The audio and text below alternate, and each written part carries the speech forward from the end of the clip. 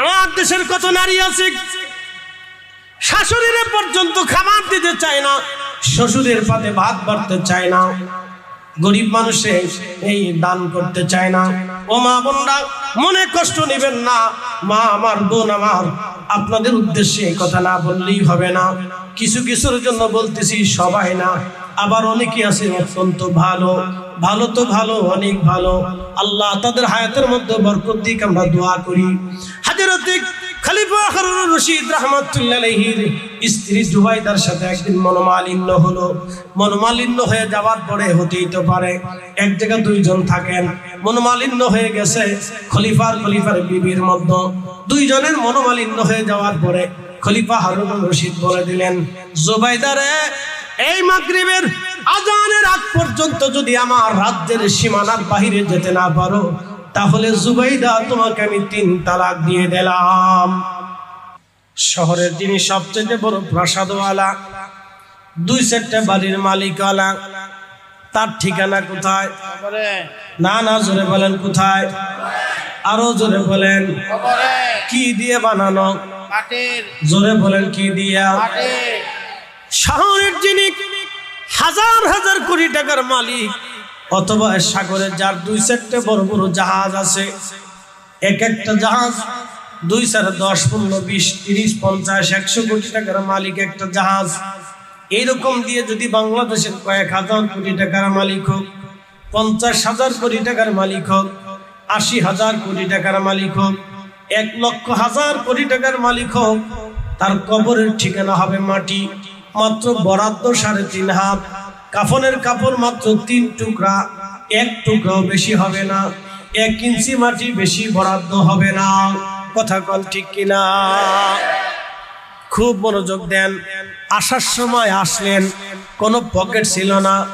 আপনি যখন দুনিয়াতে আসলেন, আপনার নিজস্ব কোনো ক্ষমতা নাই, আপনার চোখের ক্ষমতা নাই, জবানের ক্ষমতা নাই, হাতের ক্ষমতা নাই, আপনার কোনো পাওয়ার নাই, না রাষ্ট্রীয় পাওয়ার, না ব্যক্তিগত পাওয়ার, না সামাজিক পাওয়ার, না জ্ঞানের পাওয়ার, না বিদ্যার পাওয়ার, না ক্ষমতার পাওয়ার, না বিজ্ঞানীর পাওয়ার, না মেধার পাওয়ার।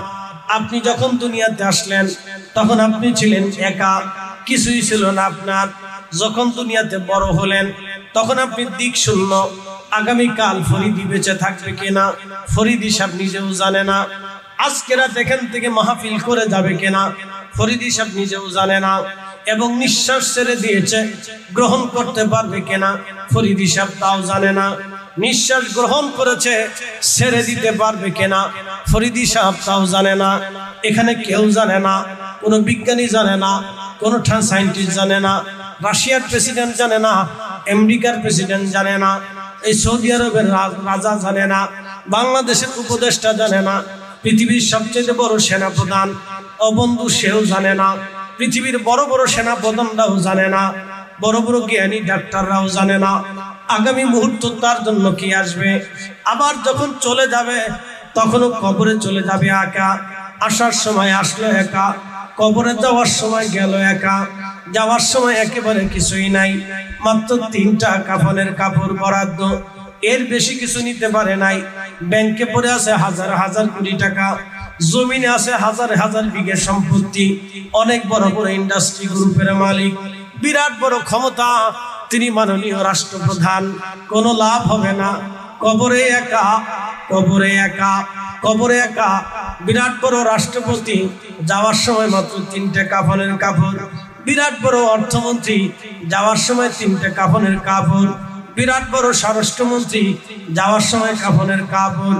বিরাট বড় ক্ষমতাওয়ালা সেনা প্রধান, যাওয়ার সময় 3টে কাফনের কাপড়। বিরাট বড় পুলিশ প্রধান, যাওয়ার সময় 3টে কাফনের কাপড়। এর বেশি কিছু বরাদ্দ হবে না। কথা বলেন ঠিক কিনা? তারপরেও মানুষ চুরি করে, তারপরেও মানুষের গরিবের রক্ত চুষে খায়। কি কথা কর না? তারপরেও মানুষ গরিবের রক্ত চুষে খায়। কয়েকদিন আগে সাতক্ষীরাতে আমিরুল নামে এক ভদ্রলোক চিঠির মধ্যে, চিরকুটের মধ্যে লিখে লিখলেন, খাবারের অভাবে, ঋণের চাপে আমি নিজে আত্মহত্যা করলাম। আমার কলিজার টুকরা সন্তানদেরকে হত্যা করলাম, আমার বিবিকেও হত্যা করলাম। একই পরিবারের 4 জন মিলে নিজেরা নিঃশেষ হয়ে গেল, আত্মহত্যা করলো। কিসের জন্য? খাবারের জন্য। এদেশে কারো ব্যাংকের মধ্যে হাজার হাজার কোটি টাকা আছে, খাবারের তার অভাব নাই, কিন্তু আমার দেশের আমিরুল খাবারের অভাবে মরে গেল, আত্মহত্যা করলো।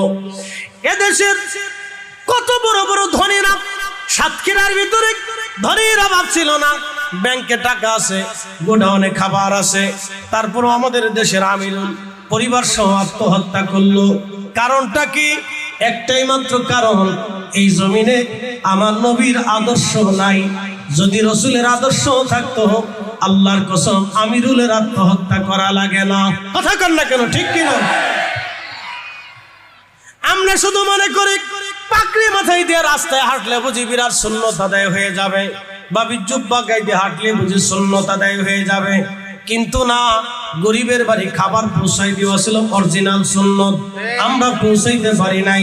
আর আমার দেশের কিছু আলেমরা আছে, ওই মিলাদুন নবী বন্ধ করো, ওই ফাতেহা বন্ধ করো, ওই মিলাদ বন্ধ করো, ওই দোয়া বন্ধ করো, ওই বুকের উপরে হাত বেঁধে নামাজ পড়ো, ওই তারাবির নামাজ 8 রাকাত বানাও, ওই বেতরের নামাজ 1 রাকাত বানাও। মনে হয় ওরে দুনিয়াতে শয়তানি করার জন্য আল্লাহ টেন্ডার দিয়ে পাঠাইছে। শয়তানি টেন্ডার তো শয়তান নিয়ে দুনিয়াতে আসছে, শয়তানি টেন্ডার তো কোনো আলেমের হওয়ার কথা না। আমার মসজিদে ভেজাল বাড়ানোর কথা ছিল না, আমার সমাজে ভেজাল বাড়ানোর কথা ছিল না। মিলাদুন নবীর মাহফিলের জন্য বন্ধ করার জন্য তো তোমাকে বলা হয় নাই, দোয়া বন্ধ করার জন্য তো তোমাকে বলা হয় নাই। তোমাকে বলা হয়েছিল এই জমিনে ইনসাফ প্রতিষ্ঠিত করার জন্য। আমার দেশের হাজার হাজার হাজার হাজার বিচার সালিশ হয়, হাজার হাজার বিচার সালিশ হয়, টাকা দিয়া অন্যায় বিচার হয়। গরিবের পক্ষে বিচার হয় না, ধনীর পক্ষে বিচার হয়ে যায়। তার লোক বেশি তার পক্ষে বিচারে যায়, তার পয়সা বেশি তার পক্ষে বিচারে যায়।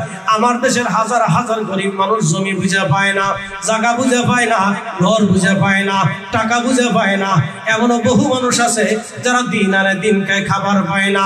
আমাদের আলেমদের দায়িত্ব ছিল গরিব মানুষের ঘরে খাবার পৌঁছানো, আমাদের দায়িত্ব ছিল দুনিয়াতে ইনসাফ প্রতিষ্ঠিত করার। কথা বলেন ঠিক কিনা?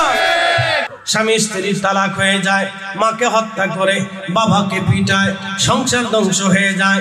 সোনার সংসারগুলি নেশে আক্রান্ত হয়ে আমাদের যুবকদের কারণে বহু সংসার ধ্বংস হয়ে যাচ্ছে, সন্তানদেরকে ছেড়ে দিয়ে চলে যায়। আমাদের বাংলাদেশে 5 লক্ষের মতো আছে পথ শিশু। পথ শিশু বুঝেননি? মায়ের পরিচয় নাই, বাপের পরিচয় নাই। চট্টগ্রামের রেল লাইনে বিভিন্ন জায়গায় দেখবেন পথ শিশু আছে। এই পথ শিশুদের খাবার নাই, পোশাক নাই, রাস্তাঘাটে ঘুমায়, রাস্তাঘাটে থাকে, বিভিন্ন বাস স্ট্যান্ডে, বিভিন্ন রেল স্ট্যান্ডে, বিভিন্ন নৌবন্দরে, বিভিন্ন জায়গায় ওরা থাকে। ওদেরকে মা বলতে পারে না, কে বাবা তা বলতে পারে না।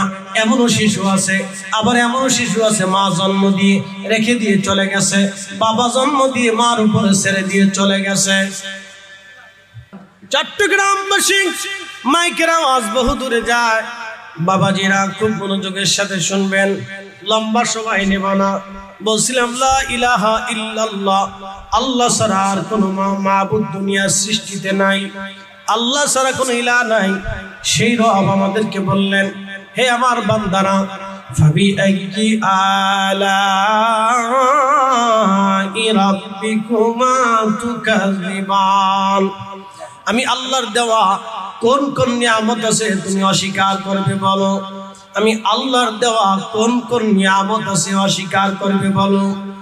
সৃষ্টির ভিতরে রব্বুল আলামিন যা সৃষ্টি করলেন সবই মানুষের জন্য বানাইলেন। সূর্য কেন উদিত হয়? সূর্যের আলো দেয়, 1 সেকেন্ড দেরি হবে না, 1 সেকেন্ড দেরি হবে না, আগে উঠবে না পরে উঠবে না। আল্লাহর নির্ধারিত সীমায় নিয়ে সূর্য উদিত হবে, সূর্য আবার ডুবে যাবে। খুব মনোযোগ দিয়ে শুনবেন, চাঁদ আল্লাহর নির্দিষ্ট সময়ে উঠবে, নির্দিষ্ট কক্ষপথে পরিচালিত হবে। মনোযোগ দিয়ে শুনে যাবেন, আল্লাহর প্রত্যেকটা সৃষ্টি আল্লাহর আইন মেনে চলে।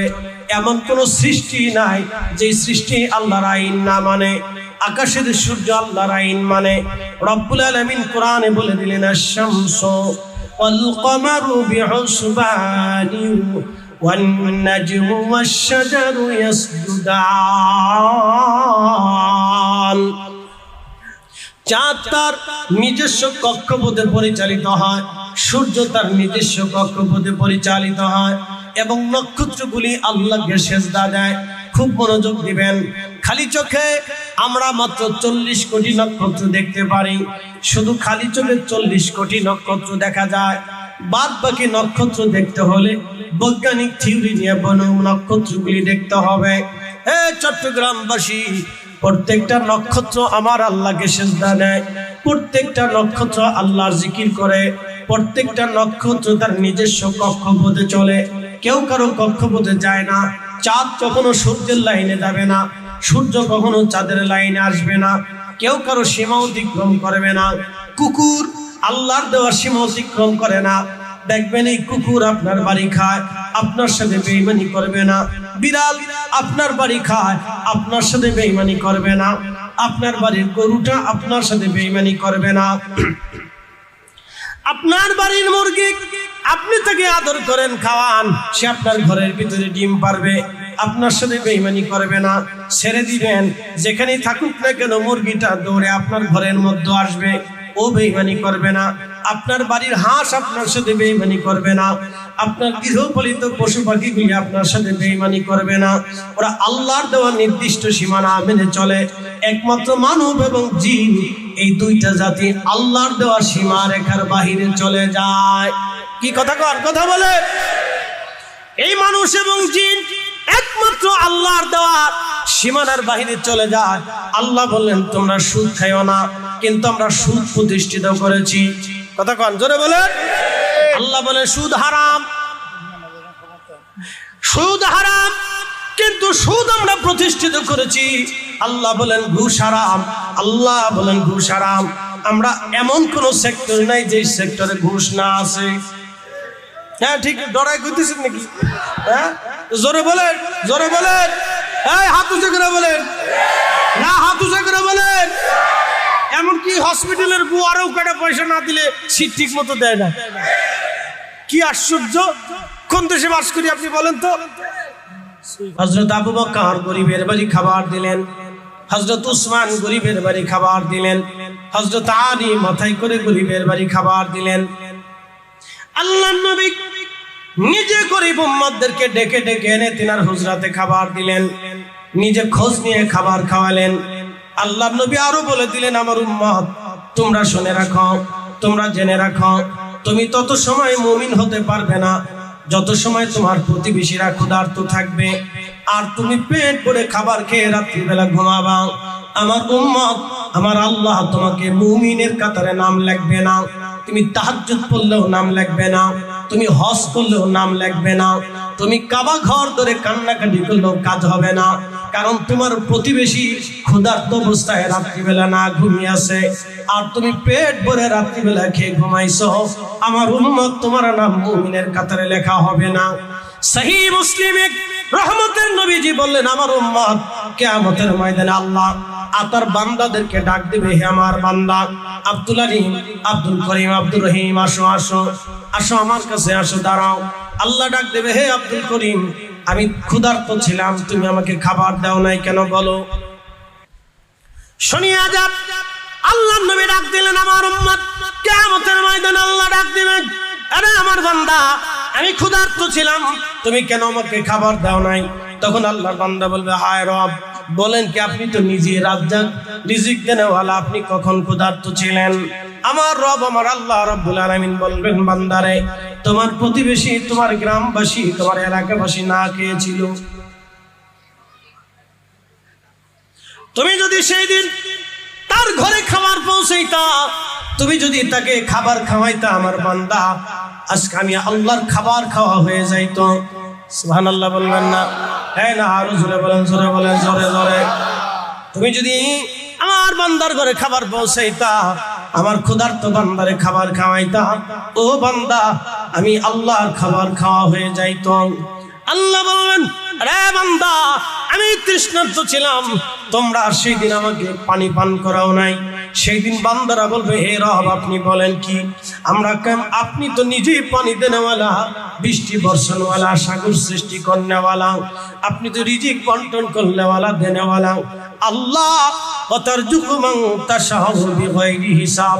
আপনি যাকে খুশি তাকে অগণিত রিজিকের মালিক আপনি বানায়া দেন।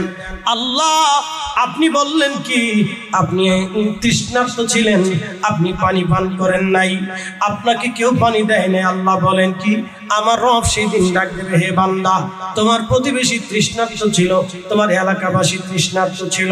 এর অর্থ হলো আরবের জমিনে পানির বড় অভাব ছিল, পানির বড় কঠিন সমস্যা ছিল। সেই সময় আরবের দেশে এমন মুহূর্ত হয় স্বর্ণের চাইতে পানির দাম বেশি হয়ে যায়, খাবারের চাইতে পানির দাম বেশি। এই জন্য পানির গুরুত্ব বোঝানো হয়েছে।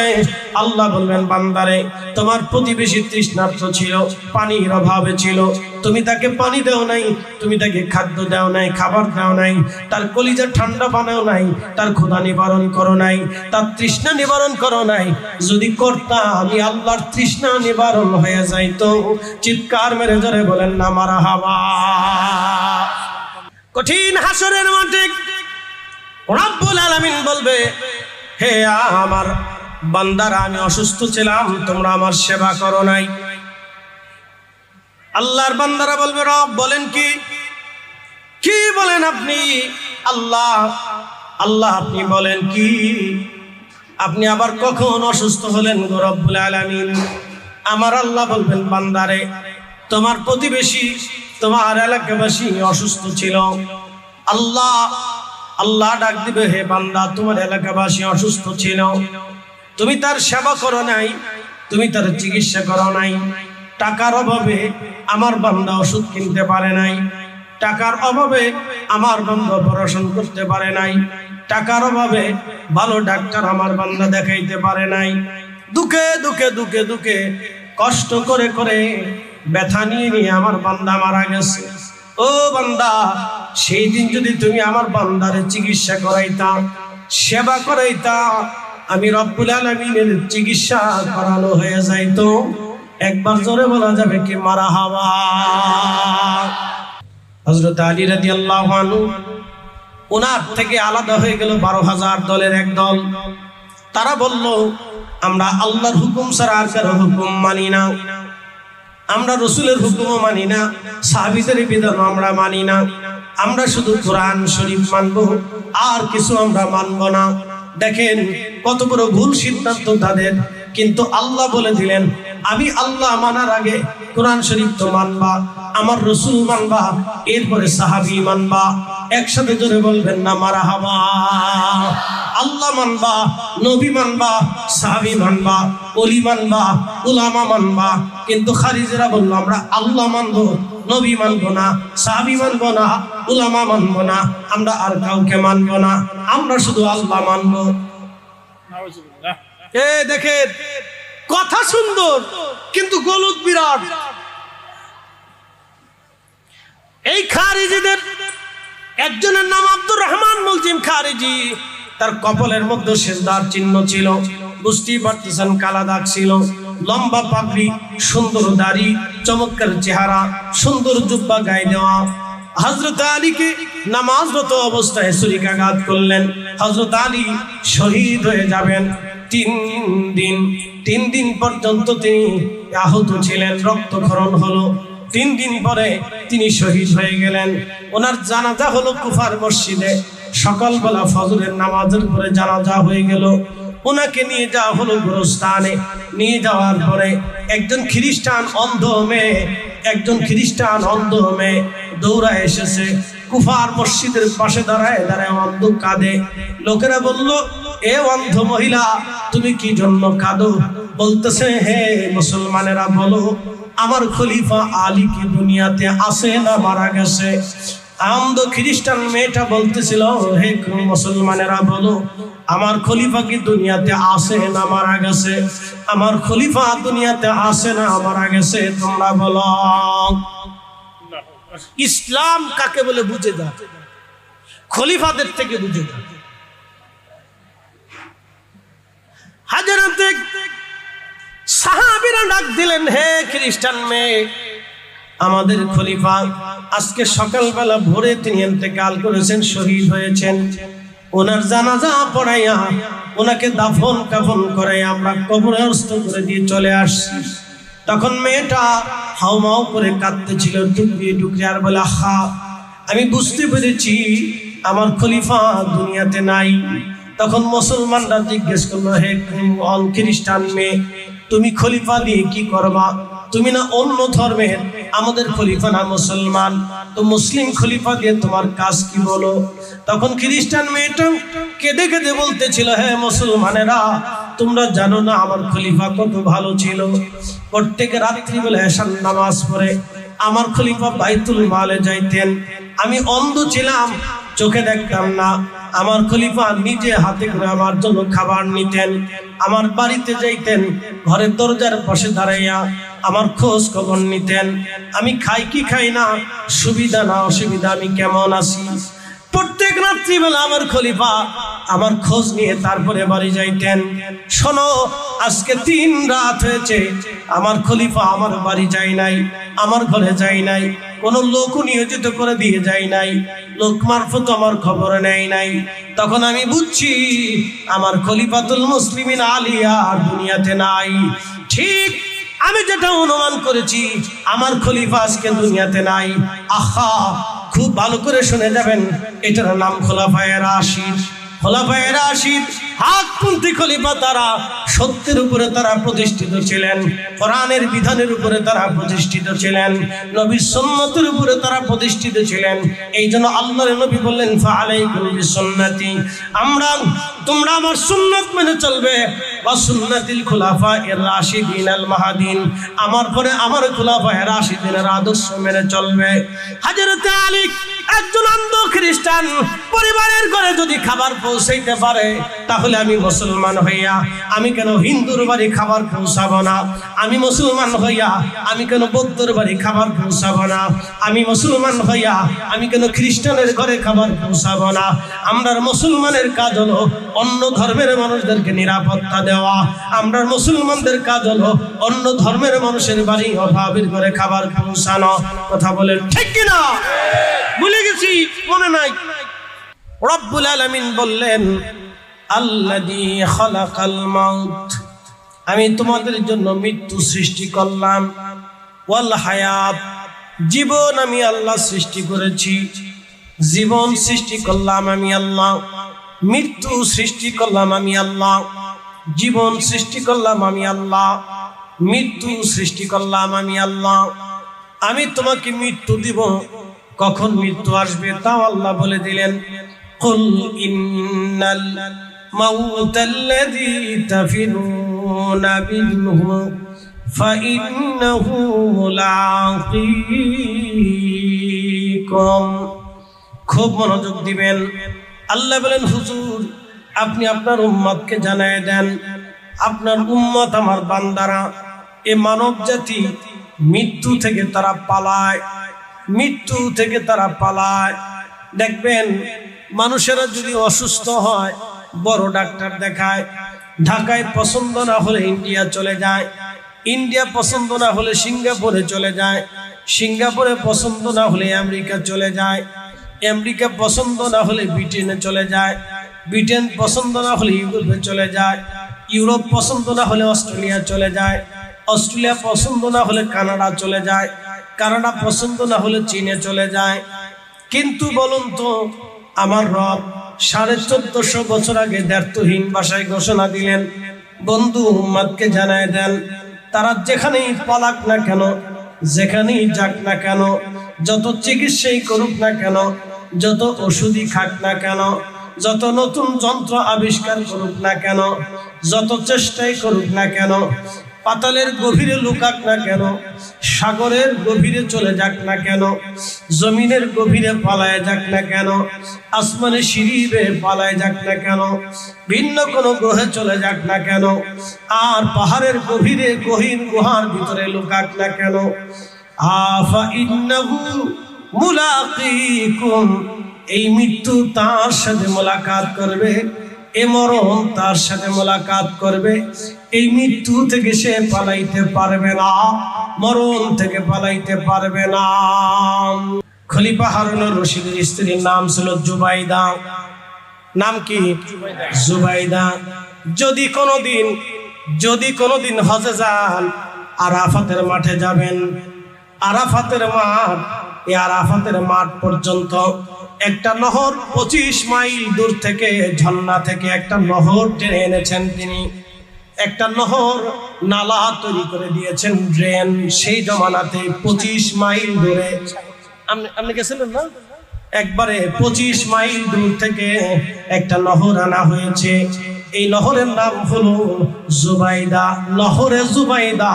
হযরতে জুবাইদা রাহমাতুল্লাহ আলাইহা, তিনি সেই মহিয়সী নারী। লক্ষ লক্ষ কোটি কোটি হাজীদের জন্য তিনি শত শত বছর ধরে তার খেদমত চলমান ছিল। শত শত বছর ধরে তার খেদমত চলমান ছিল। আরাফাতের হাজীদের যাতে পানির কষ্ট না হয়, সেই জন্য তিনি নহর বানিয়ে দিয়েছিলেন। নহরের নাম নহরে জুবাইদা। তিনি হজ করতে এসে আরাফাতের মাঠে আসার পরে দেখলেন হাজীদের বিরাট বড় কষ্ট হয়। তখন এই জুবাইদা রাহমাতুল্লাহ আলাইহা তিনি বললেন, বাদশা, আল্লাহ আমাকে এই দুনিয়ার সাম্রাজ্যী বানিয়েছেন, আল্লাহ আমাকে মুসলিম মিল্লাতের সাম্রাজ্যী বানিয়েছেন, আপনাকে খলিফাতুল মুসলিমিন বানিয়েছেন। এরা আল্লাহর মেহমান, এরা আরাফাতের মাঠে আসে। আমি একটা খেদমত তাদের জন্য করে দিতে চাই। আমি একটা নহর তৈরি করব। এই নহরটা ঝর্ণা থেকে, সাগর থেকে নহর আসবে। এই পানিগুলি হাজিরা আরাফাতের মাঠে তারা ভক্ষণ করবে, যাতে তাদের কষ্ট না হয়। সে আরাফাতের হাজীদের জন্য তিনি নহর বানিয়েছিলেন, নাম নহরে জুবাইদা। এখনো সেই নহর আছে। একবার জোরে বলবেন কি মারহাবা। আর আমার দেশের নারীরা প্রতিবেশীরে খাবারও দিতে চায় না, ভিক্ষা দিবার চায় না, শাশুড়িরে খাবার দেয় না। কত বড় খারাপ চিন্তা করতে পারছি। হযরত ইমাম ইউসুফের কাছে চলে আসলেন। ইমাম হযরত ইউসুফ রাহিমাহুল্লাহর কাছে চলে আসলেন জুবাইদা। এসে বললেন, ইমাম, আমার স্বামী বলে ফেলেছেন আগামী আজকের দিনের সূর্য ডোবার ভিতরে যদি আমি তার খেলাফতের সীমানার বাহিরে না যাই, তাহলে আমাকে 3 তালাক তিনি দিয়েছেন। খলিফাতুল মুসলিমিন আমাকে এই কথা বলেছেন। এখন আপনি এছাড়া এর সমস্যার সমাধান কেউ দিতে পারবে না। কি করব আমি? আপনি এখন ব্যবস্থা করেন, ফতোয়া আপনি দেন। বিশ্ববিখ্যাত ইমাম আবু ইউসুফ রাহিমাহুল্লাহ, আল্লাহু আকবার, অনেক বড় আলেম ছিলেন, অনেক বড় ফকি ছিলেন তিনি। হযরত ইমাম ইউসুফ রাহিমাহুল্লাহ তিনি খাদেমকে বলেন, বেটারা, মসজিদের একটা কোণাতে সুন্দর করে একটা হুজরা বানাও, সুন্দর করে একটা রুম বানাও, এই রুমে বিশ্রামের ব্যবস্থা করো, তাড়াতাড়ি করবে। তখন ইমাম ইউসুফ রাহিমাহুল্লাহ বললেন, ওগো রানী জুবাইদা, আপনি আসরের নামাজের সময় এসে এই মসজিদের ভিতরে আসরের নামাজ পড়ে এই হুজরাতে অবস্থান করবেন। মাগরিবের নামাজ পড়বেন। মাগরিবের নামাজের পরে আমি ফতোয়া দিব আপনি তালাক হয়েছেন কি হন নাই। সুবহানাল্লাহ। হযরত ইমাম ইউসুফের কথা অনুযায়ী মসজিদের কোণাতে একটা রুম তৈরি করা হলো। এই সুন্দর বিছানাপত্র করা হয়ে দেওয়া হলো, সুন্দর ব্যবস্থা করে দেওয়া হলো। এরপরে আসলেন আসরের নামাজের সময় রানী জুবাইদা। তিনি আসার পরে ইমাম ইউসুফ বললেন, রানী, আপনার হুজরাতে চলে যান, মসজিদের কোনায় জায়গা বরাদ্দ করেছি, আপনি এখানে থাকেন, মাগরিবের নামাজ পড়বেন, তারপরে আমি ফয়সালা দিয়ে দেব আপনি তালাক হয়েছেন কি হন নাই। হযরত ইমাম ইউসুফ রাহিমাহুল্লাহ ইরাকের বাগদাদের সেই বিরাট বড় শাহী মসজিদের ইমাম, তিনি নামাজ পড়াইলেন। নামাজ শেষ হয়ে গেল। খলিফাতুল মুসলিমিন হারুনুর রশিদ আসেন, চিন্তিত তিনি, হায় হায়, আমি বললাম কি, হলোটা কি? এখন যদি আমার স্ত্রী 3 তালাক হয়ে যায় তাহলে সর্বনাশ হয়ে যাবে। কারণ আমার খলিফার স্ত্রী, আমি আমার জুবাইদা বড় পরহেজগার বিবি, আমি তো তার কারো কাছে হেল্লা দিতে পারবো না। কি সর্বনাশ! খলিফাও খুব চিন্তায় পড়ে গেছে, হাই হায়, আমি করলাম কি? আমার একটা ভুলের জন্য আমার স্ত্রী শাস্তি পাবে, হাই হায় হায়, করলাম কি? আমি নিজে খুব চিন্তিত হয়ে গেছেন, খলিফা খুব চিন্তিত। রানী জুবাইদা ভিতরে বসে বসে কাঁদতেছে, আহা কি ফতোয়া না হয়ে যায়, কি না কি হয়ে যায়, আজকে কি হবে। শোনেন, মাগরিবের নামাজ শেষ, ইমাম ইউসুফ রাহিমাহুল্লাহ তখন জুবাইদাকে বললেন, শাহজাদি রানী আপনি বের হয়ে আসেন, আপনি বাড়ি চলে যান, আপনি তালাক হন নাই। একসাথে জোরে বলেন, জোরে বলেন আল্লাহু আকবার। খলিফা হারুন রশিদ বললেন, ইমাম কেন তালাক হবে না, আপনাকে ব্যাখ্যা দিতে হবে, আপনি বলেন। কারণ ব্যাখ্যা যদি না দেন তাহলে আমি প্রশ্নবিদ্ধ হবে, আপনি ছাড়া অনেক আলেম আছে, বিতর্ক সৃষ্টি হয়ে যাবে, আপনি ব্যাখ্যা দিয়ে দেন। ইমাম ইউসুফ রাহিমাহুল্লাহ বললেন, খলিফাতুল মুসলিমিন হারুন রশিদ শুনে রাখেন, আপনার রাজত্ব দুনিয়ার সব জায়গা চললে আল্লাহর ঘর মসজিদে কোন খলিফা রাজত্ব, কোন রাজার রাজত্ব চলে না। আল্লাহর ঘর মসজিদে শুধু আল্লাহর আইন চলে। একবার জোরে বলেন না মারহাবা। কার আইন? মসজিদে কার আইন চলে? না না, একসাথে বলেন, কার? কার আইন? জোহরের আজান কার আইন?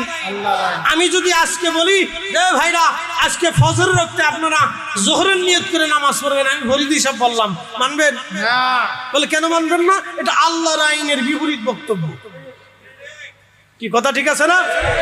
মসজিদ কার আইনে? জোরে বলেন, কার আইনে? কিন্তু যে বেটা মসজিদে টাকা দেয় না, হে বেটা ইমাম সাহেবের সাইডে ধমক মারে, বিরাট ধমক দেয়। হুজুর কই গেছিলে? কান্নারে দেখি না মসজিদের ভিতরে, কই গেছিলে হুজুর? ইস, আমার বাপ দাদের গেলে হুদ্দারি সম্পত্তি, লজ্জা করে না? ইমাম সাহেব দিয়ে, মুয়াজ্জিন সাহেব দিয়ে, খাদেম সাহেব দিয়ে খালি বাথরুম পরিষ্কার করাবেন, নিজের হাত কি আসমানে বরাদ্দ রাখছেন নাকি? আপনি আল্লাহর গোলাম না? আপনি আল্লাহর দাস না? আল্লাহর ঘর মসজিদ না? মসজিদ তো আল্লাহর ঘর। আপনি বাচ্চা হতে পারেন, প্রেসিডেন্ট হতে পারেন, ওই মসজিদে আপনার 4 পয়সাও মূল্য নাই। আপনি সেনাপ্রধান হতে পারেন, ওসিডিসি এসপি হতে পারেন, আপনি যাই হন না কেন, আল্লাহর ঘর মসজিদ, আপনি আল্লাহর দাস, আল্লাহর গোলাম, আপনি আল্লাহর দরবারে মসজিদের খাদেম। কথা বলেন ঠিক না? এখানে সবাই চুমা। প্রেসিডেন্ট হতে যদি হয় তাও তাকে নিজে হাতে মসজিদের বাথরুম পরিষ্কার করা জরুরি। প্রধানমন্ত্রী হলেও তাকে মসজিদে এই বাথরুম পরিষ্কার করা জরুরি। উপস্থিতি আমার, আর আলোচনা বাড়াবো না। বলেন মিলাদুন নবী চলবে না বন্ধ হবে? যেমনি করছেন ব্রাহ্মণবাড়িয়ার লোকের আওয়াজ তো এরকম না। জোরে জোরে জোরে জোরে জোরে জোরে জোরে জোরে জোরে হাত উঁচু করে বলে চলবে চলবে চলবে চলবে চলবে। কারো ফতোয়ায় আমরা বন্ধ করব? কারো ফতোয়ায় বন্ধ হবে? কারো চোখ রাঙানিতে বন্ধ হবে? কারো ফতোয়ায় বন্ধ হবে? কারো চোখ রাঙানিতে বন্ধ হবে? কারো বেদাতের ফতোয়ায় বন্ধ হবে? সোজা হিসাব। আমার এত ফতোয়ার দরকার নেই, ফতোয়া বহুত বুঝছি, ফতোয়া বুঝা হয়ে গেছে। আমরা আল্লাহ আমাদেরকে আল্লাহর দ্বীনের উপরে, রাসূলের তরিকার উপরে আমাদেরকে নিজের জীবন বাস্তবায়ন করার তৌফিক নসিব করুন, বলেন আমিন। আসেন কিছু সময় আল্লাহর জিকির হবে। ব্রাহ্মণবাড়িয়ার মানুষ জিকিরের পাগল, আমি জানি, একটু জিকির দরকার। আপনারা জিকির করলে অনেকে আবার দূর থেকে হাসবে, ও দেখো এই বেদাতির দলেরা কি শুরু করলো। শোনেন, আপনাদের কাছে একটা কথা বলি, ভালো করে শুনে রাখবেন। জিকির আল্লাহর জিকির হবে। ফাইদা কাদাইতুমুস সালাহ ফাযকুরুল্লাহ, আল্লাহ বলেন নামাজ শেষ করছো ফাযকুরুল্লাহ, জিকির করো আল্লাহর। কিয়ামা, দাঁড়ায় আসো, দাঁড়ায় দাঁড়ায় করো। কুউদা, বসে রইছো, বসে বসে করো। ওয়া আলা জুনুবিকুম, শুয়ে রইছো, শুয়ে শুয়ে করো। তুমি যেই হালতে থাকো ওই হালতেই আল্লাহর জিকির করো, কোনো অসুবিধা নেই। জিকির করবেন, ক্ষমা পাবেন। জিকির করলে মানুষের দিল জিন্দা হয়। জিকির করলে কালবের ময়লা দূর হয়ে যায়।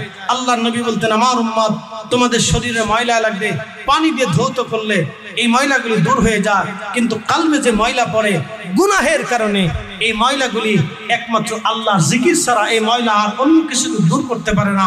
এই জন্য হর হামেশা আল্লাহর জিকির করবেন।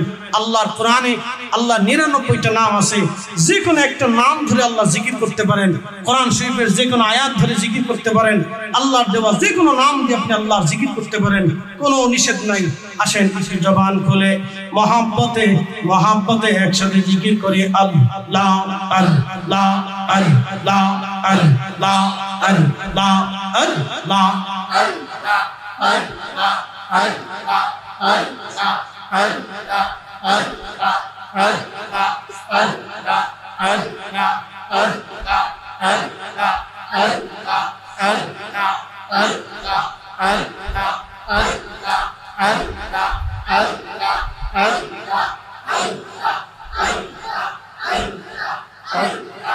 আল্লাহ রহমান আল্লাহ করো জপনা আল্লাহর নামটি আল্লাহর জিকির না করিলে দিল তো জিন্দা হইবে না। আল্লাহ আল্লাহ রহমান আল্লাহ করো জপনা আল্লাহ আল্লাহ আল্লাহ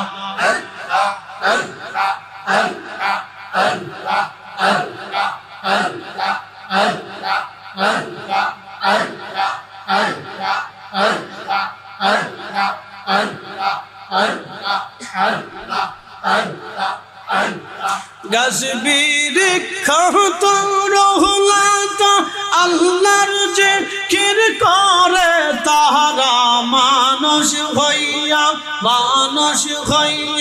তোমরা কেনে আল্লাহর জিকির কইর না গার মানুষ হইয়া তোমরা কেনে আল্লাহর জিকির করো না। আল্লাহ আল্লাহ রহমান আল্লাহ করো জপনা আল্লাহ আল্লাহ আল্লাহ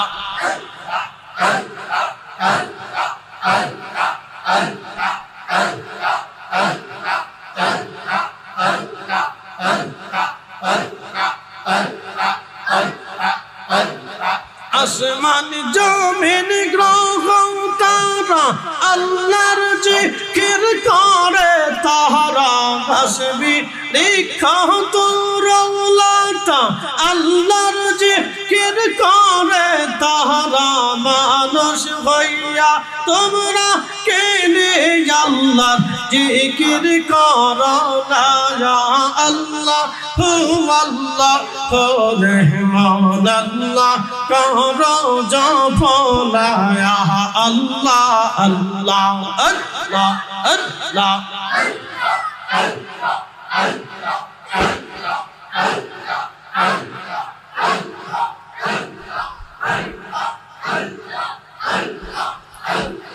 আইসো ভাবে যাইতে হবে ভেবে কেহনে ভাবনা মনা আইসো ভাবে যাইতে হবে ভেবে কেহনে ভাবনা আদম ফরিদি ভেবে বলে আল্লাহর জিকির সাইরো না।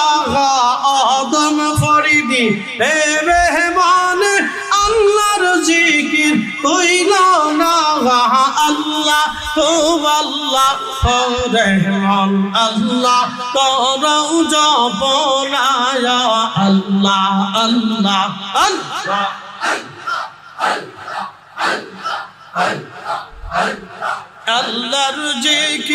আল্লাহর জিকির না করিলে দিল তো জিন্দা হইবে না। আল্লাহর জিকির না করিলে দিল তো জিন্দা হইবে না। আল্লাহ আল্লাহ রহমান আল্লাহ করো জপনা আল্লাহ আল্লাহ। এই জবান খোলে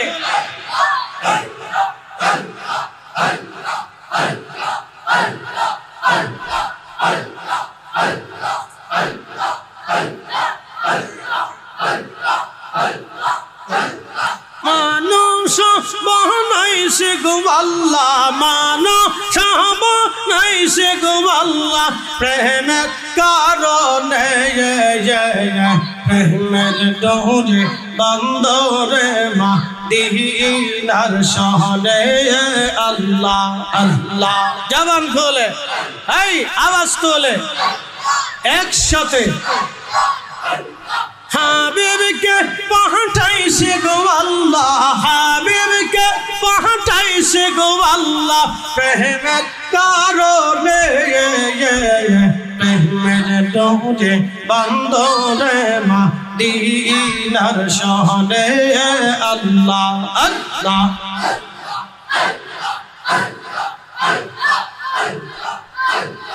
আল্লাহ বানাইলেন কত জাতি, হইল না তোর প্রেম প্রীতি,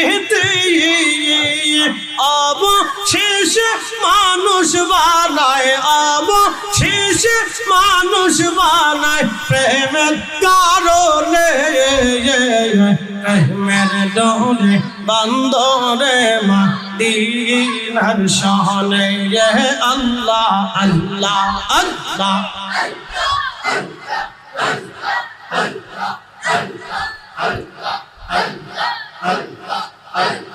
মানুষ বানাইছে গো আল্লাহ, মানুষ বানাইছে গো আল্লাহ প্রেমের কারণে, প্রেমের ডোরে বন্দরে মদিনার শহরে আল্লাহ আল্লাহ আল্লাহ।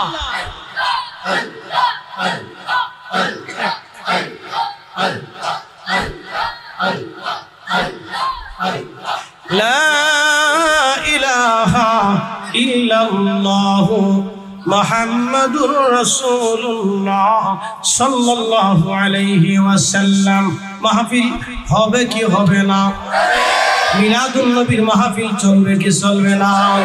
আল্লাহ কবুল করুক, সকলে জোরে বলেন আমিন। এসেছেন যত নবী সকলের ইমাম, সালাম নবী তোমায় হাজারো সালাম ইয়া নবী।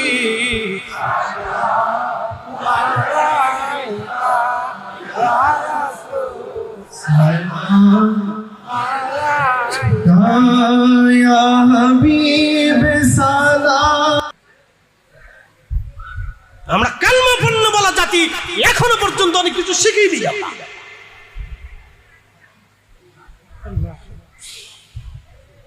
সাহাবীরা যুদ্ধের পর যুদ্ধ করেছে, একটা দুইটা যুদ্ধ করেছে সাহাবীরা। রাম সাম্রাজ্য বিজয় করেছে, পার্সিয়ান সাম্রাজ্য বিজয় করেছে সাহাবায়ে کرام। ও সাহাবীদের জীবনে কোনো নারী হত্যার রেকর্ড নাই, সাহাবীদের জিন্দেগিতে কোনো শিশু হত্যার রেকর্ড নাই, সাহাবীদের জিন্দেগিতে কারো বাড়ি ঘরে আগুন দেওয়ার রেকর্ড নাই, সাহাবীদের জিন্দেগিতে কোনো পশু হত্যার রেকর্ড নাই, সাহাবীদের জিন্দেগিতে কোনো মাল সামানার এই বাড়ি ঘর থেকে সাজ করে নিয়ে আসার কোনো রেকর্ড নাই, সাহাবীদের জিন্দেগিতে এইভাবে কোনো নারীকে ধর্ষণ করার রেকর্ড নাই। একসাথে বলছেন আল্লাহু আকবার। এই না জোরে বলেন, জোরে বলেন। পৃথিবীর বিরাট বড় কুফফার বাহিনীর সাথে লড়াই করেছে পার্সিয়ান সাম্রাজ্য। বুঝেন 4000 বছর ধরে যারা পৃথিবীতে টিকে ছিল তাদের সাথে জিহাদ করেছে সাহাবীরা। রোম সাম্রাজ্য 7000 বছর ধরে যারা পৃথিবীতে সাম্রাজ্য করেছে তাদের সাথে সাহাবায়ে کرام সামনে সামনে রেখে, মুখে মুখ রেখে, বুকে বুক রেখে মাত্র 10-15 হাজার মুজাহিদ নিয়ে লক্ষ লক্ষ রোমান সাম্রাজ্যের সাথে তারা জিহাদ করেছে। মুতার প্রান্তরে 3000 সাহাবী নিয়ে 2 লক্ষ কাফেরের সাথে সাহাবায়ে کرام বুক চেতিয়ে লড়াই করেছে, জিহাদ করেছে। তারপরও সাহাবায়ে کرام হারাইতে পারে নাই। তারপরও সাহাবায়ে کرام সেই দিনে, সেই কঠিন সময়ে সাহাবায়ে کرام কোনো নারীকে ধর্ষণ করে নাই, কারো বাড়ি আগুন দেয় নাই, কারো মাল সামানা লুট করে নাই। সাহাবীরা সেই সময় তো জিহাদ করেছে। 1450 বছর পরে এত দিন, এত ইউটিউব, এত চ্যানেল, এত লেখাপড়া, বিশ্ববিদ্যালয়ের ছেলে পড়াশোনা করে ও গরু চুরি করে নিয়ে আসে, এই মাদ্রাসায় পড়া ছেলে অন্যের বাড়ি হামলা করে নিয়ে এই কাঁথা কম্বল চুরি করে নিয়ে আসে। আশ্চর্য! এদেরকে দিন কে শিখিয়ে দিবে? কে শিখলে বলেন? এইভাবে যদি চলতে থাকে তাহলে আমাকে আগামীর সমাজ আর রাষ্ট্র কোন দিকে যাবে আপনি জানেন?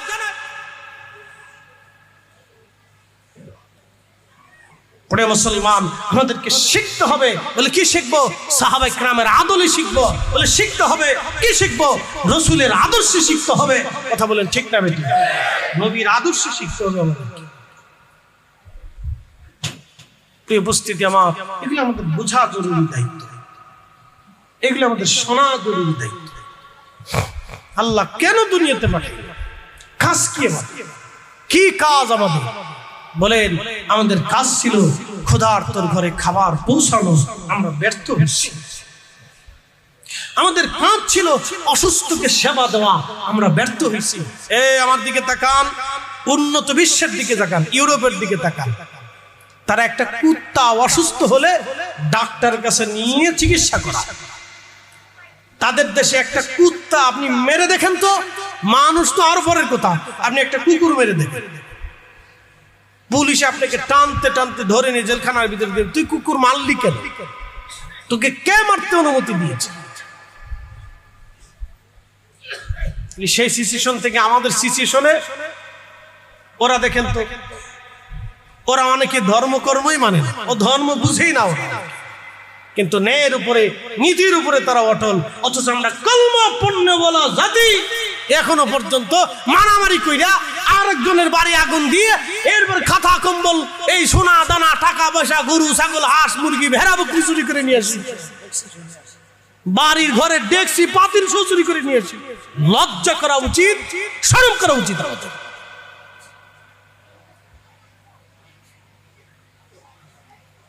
প্রিয় উপস্থিতি, আমার কথা যেন অনৈতিক হয় তাহলে বলবেন, হুজুর আপনি রাসূলের আদর্শের বাহিরে বলতেছেন। একটা কথাও আপনি পাবেন। আমি যাহা বলতেছি শান্তির বার্তা, যেটা আল্লাহ রাসূল আমাদেরকে শিখিয়ে গেছে, সেটা আমি আপনাদের সামনে উপস্থাপন করতেছি। বলে হুজুর আপনার এই কয়জন মানুষ নিয়ে সিল্লিতে কি হবে?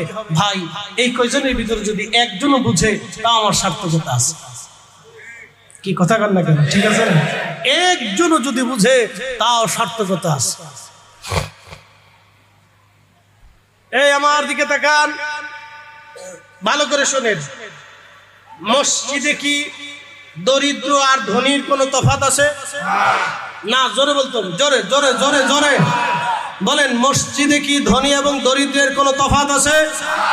মসজিদে সবাই সমান। কেন সমান? সবাই আল্লাহর গোলাম। জোরে বলেন, জোরে বলেন। সবাই আল্লাহর দাস, সবাই আল্লাহকে সেজদা দিবে। কে আমির, কে রাজা, কে প্রজা, এখানে কোনো বৈষম্য নাই, সব সমান। ইমাম ইউসুফ রাহমাতুল্লাহ আলাইহি ঘটনা একটা মনে পড়ছে, আপনাদের কি বুঝে? পৃথিবী বিখ্যাত খলিফা ছিলেন হারুন আর রশিদ। এই যুবকরা আমার দিকে তাকাবেন, মহিলারা যারা আছেন তারা ভালো করে শোনেন। এই তোমরা যারা মাইক চালাও, জীবনে ওয়াজ কোনোদিন বাড়ি পর্যন্ত নেও নাই, নিলে তোমরা ওলি আল্লাহ হয়ে যেতে। ওরা জীবনে যত ওয়াজ শুনছে, বাপ রে বাপ, ওদের নসিবে যত ওয়াজ হয়, এত ওয়াজ কারো নসিবে হয় না। কথা ঠিক না? ভালো করে শোনেন, এই আমার দিকে তাকান। হাজরতে মহিলারা যারা আছেন খুব ভালো করে শুনবেন। ঘরের ভিতরে যারা আছেন, বিল্ডিং এর প্রাসাদের ভিতরে যারা আছেন, ধনী যারা আছেন, বিরাট বড় শিক্ষিত যারা আছেন, এবং যারা ঘরের ভিতরে কাজের বেডিরে পিটান, তারা শুনেন। ঠিক আছে কোনটা? মনে হয় চট্টগ্রামের ধনীরা মহিলারা কাজের বেডিরে পিটায় না, না ঢাকা শহরে পিটায় না, না তো না পিটাইলে মাঝে মধ্যে এত মামলা মোকদ্দমা আসে কোত্থেকে? এদেশের বহু নারী আছে, একটা বাড়ির মালিক হলে মনে করে যে আমি একবারে রানী এলিজাবেথ হয়ে বলছি। ইস, বাবের ছুটে বাঁচে না। 3 দিন গোসল না করলে শরীর দেখা ফাটার গন্ধ, এত এসে ভাবলে রানী এলিজাবেথের বাপ বলছে। খলিফা হারুন রশিদ তার স্ত্রী খেলাফতের অর্থ দিয়া কখনো নিজে খেতেন না, বাজার করতেন না, খাইতেন না। তিনি টুপি বানাইতেন, টুপি সেলাই করে টুপি বিক্রি করে যেই টাকা আসতো ওই টাকা দিয়ে বাজার করে যাহা আসতো, রুটি হলে রুটি খেতেন, না হলে খেজুর হলে খেজুর খেতেন, না হলে না খেয়ে থাকতেন। আসতে হয়ে গেল না? জোরে বলেন, জোরে বলেন। আর এমন এক নারী ছিল জীবনে তাহাজ্জুদ কাজা করে নাই। আর আমরা দেশের বহু বেডি আছে, বহু নারী আছে 6 মাসে ওযু করে না। বলে ওযু করব কেমনে? কতদূর আটা দলে, কতদূর লিপস্টিক দলে, কি করে না করে এই যান। কষ্ট দিচ্ছে আপনাদের? বাড়ি গেলে আজকে খাওয়ার না, এই হুজুরের আসল লেখা চলে আসবো না। প্রিয় মা বোনেরা, খুবই মনোযোগের সাথে শুনবেন। সেই শোনেন, খলিফার স্ত্রীও খুব মারাত্মক বিবি, তাহাজ্জুদ গুজারি বিবি। বুঝতেছেন তোর খাবার কত হালাল ছিল, রাষ্ট্রের খাবার খাইতো না। কারণ তার নীতি ছিল এই রাষ্ট্রের খাবারের ভিতরে গরিব মানুষের রক্ত লেগে থাকে। আচ্ছা, রাষ্ট্রের খাবার যারা খাবেন একটু বুঝে সুঝে খায় দিতে। খালি ঠিক না, বুঝে খায়, যেই দলেরই হন বুঝে সুঝে রাষ্ট্রের খাবারটা খায়। হ্যাঁ, আমার কথা সহজ ভাই, সহজ হিসাব বলে দিচ্ছি। রাষ্ট্রের অর্থের ভিতরে গরিব মানুষের ঘাম লেগে থাকে, রক্ত লেগে থাকে, দরিদ্রদের রক্ত লাগা থাকে, অন্ধদের রক্ত লাগা থাকে। এই পরিশ্রমী মানুষের ট্যাক্সের টাকা থাকে, গরিব মানুষের ভাগ থাকে, অন্ধের ভাগ থাকে, ল্যাংড়ার ভাগ থাকে, দরিদ্রের ভাগ থাকে, অসুস্থের ভাগ থাকে, আর সর্বহারা মানুষের ভাগ থাকে, ফকির মিসকিনের ভাগ থাকে, পাগলের ভাগ থাকে। খাওয়ার আগে হিসাব করে খায় যে আপনি কি টাকা খান না রক্ত খান, বুঝে তারপরে খায়। হিসাব সহজ, একবারে সহজ করে দিচ্ছি। সারা রাত ধরে কোরআনের তাফসীর করি নাই, এক কথাই বলে দিচ্ছি 30 সেকেন্ড। যেটা খাবেন হিসাব করে খাবেন। মেহেশ্বরের মাঠে দাঁড়াইতে হবে, কিন্তু মনে রেখে কাফনের কোনো পকেট নেই। একা আসছেন, একা চলে যাবেন, হিসাব কিতাব সহজ। 3 হাত জমিন বরাদ্দ, 1 ইঞ্চি বেশি পাবেন না। 3টা কাফনের কাপড় বরাদ্দ, 1 টুকরা বেশি হবে না। মনোযোগ। তো খলিফা তো বলে ফেলছে, তুমি যদি আমার এই রাজ্যের খেলাফতের সীমানার বাহিরে না যেতে পারো তো 3 তালাক। আচ্ছা বলেন তো, এ তো বিরাট সাম্রাজ্য, কি করে উনি যাবে? আপনি বিমান দিয়েও তো যেতে পারবেন না। আর তখন তো বিমানও ছিল না, তখন ছিল বিশ্ববিখ্যাত ইমাম ইউসুফ রহিমাহুল্লাহ, ইমামুল আজমের ছাত্র। একসাথে বলবেন না মারহাবা? ইমাম আবু ইউসুফ ইমাম আজমের ছাত্র, ইমাম আজম ইব্রাহিম নখীর ছাত্র, তিনি হযরত আব্দুল্লাহ ইবনে মাসউদের ছাত্র, তিনি রাহমাতুল লিল আলামিনের ছাত্র, আর তিনি রব্বুল আলামিনের ছাত্র, আল্লাহর ছাত্র। নবীজির ছাত্র হযরত আব্দুল্লাহ ইবনে মাসউদ, তিনার ছাত্র ইব্রাহিম নখী, তিনার ছাত্র ইমামুল আজম আবু হানিফা, তিনার ছাত্র ইমাম আবু ইউসুফ রাহিমাহুল্লাহ। একসাথে বলবেন না মারহাবা? একবারে সনদ বলে দিলাম। চলবে? চলবে না বাড়ি চলে যাবেন? আর একটু চলো, 10টা মিনিট চলবে না? না ঘুমাই কেরা, ঘুমাই কেরা, হাত উঁচা করেন তো, জোরে জোরে জোরে জোরে চলবে, ফজর পর্যন্ত চলবে।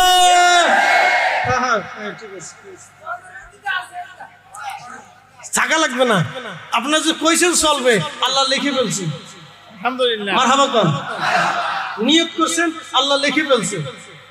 নিয়ত করার সাথে আল্লাহ লিখে ফেলছে, সারা রাতের নেকি আজকে হয়ে গেছে। আলহামদুলিল্লাহ, মারহাবা কোন। আমি দেই নেই, আমার দেওয়ার অধিকার নেই, উনি দিছেন। যিনি আপনারা এখানে নিয়ে আসছেন তিনি দিছেন, যিনি আকাশের সূর্যের ব্যবস্থা করেছেন উনি দিছেন, যিনি জমিনকে সিক্ত করেছেন উনি দিয়েছেন। ওনার কোনো অভাব টভাব নাই, উনি খয়রাতি না, ভিখারি না, উনি হচ্ছেন সর্বকুলের সর্বসময়ের মহামালিক, মালিকুল মুলক। তুতিল মুলকা মান তাশাউ ওয়া তানজিউল মুলকা মিম্মান তাশাউ ওয়া তুইজ্জু মান তাশাউ ওয়া তুদিল্লু মান তাশাউ। তিনি সব দেন, তিনি রাজত্ব দেন, তিনি ছিনিয়ে নেন, তিনি ইজ্জত দেন, তিনি ছিনিয়ে নেন, তিনি রিজিক দেন, তিনি ছিনিয়ে নেন, তিনি ধনী বানান, তিনি দরিদ্র বানান, তিনি ভিখারি বানান, তিনি অসুস্থ বানান, তিনি সুস্থ বানান, তিনি সব দেন। সুবহানাল্লাহ, তিনি হায়াত দেন, তিনি মৃত্যু দেন। আমরা উনার মুখাপেক্ষী। এ কথা শেষ, ওয়াজ শেষ, ভালো করে শুনেন। মহিলারা কি আসে না ফলে চলে গেল? যে শার্টিং দিছি আজকে ও যতই ওয়াজ করেন স্টার জলসা শেষ হবে না। খালি ঠিক নাম দিছে বিসমিল্লাহ চটপটি হাউস। বাপ রে বাপ, যে এমনি খায় তার হিসেব নাই। খুব মনোযোগ দিয়ে শুনে যাবেন।